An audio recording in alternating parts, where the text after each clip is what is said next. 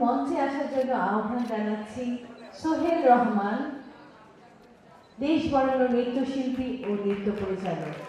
দেশ বরেণ্য নৃত্যশিল্পী যাকে আমরা সবাই চিনি, দেশ বরেণ্য নৃত্যশিল্পী ও নৃত্য পরিচালক সোহেল রহমান।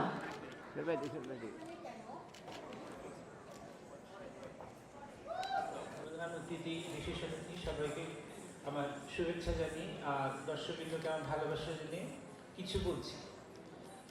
আমার প্রথমেই ভয় লাগে বক্তৃতার কথা শুনলে। আমাদের কাজ তো বক্তৃতা দেওয়া না, নাচতে দেন 1 ঘন্টা নিতে দেবো, বক্তৃতা 2 মিনিটও বলতে পারি না কিছু। যাই হোক, আমার খুবই গর্ব লাগছে আমার ছাত্র উজ্জ্বল, ও যে আস্তে আস্তে নিজেকে স্পেন্ড করেছে, এত কিছু করছে, এটা সত্যি গর্বের ব্যাপার।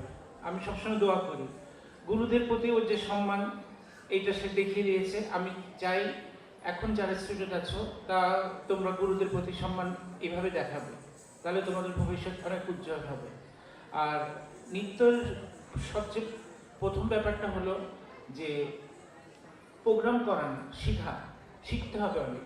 ও তোমরা কিছুদিন কেউ যদি যখন স্কুলে ভর্তি হয় তখন গার্জিয়ানরাই বলে স্যার কবে প্রোগ্রামে নেবেন, প্রোগ্রাম এটা মাথায় থাকলে কোনোদিনও নৃত্যশিল্পী হতে পারবে না। যত তুমি প্র্যাকটিস করবে ততই তোমার নাচ ভালো হবে, এটা মনে রাখবে সবসময়।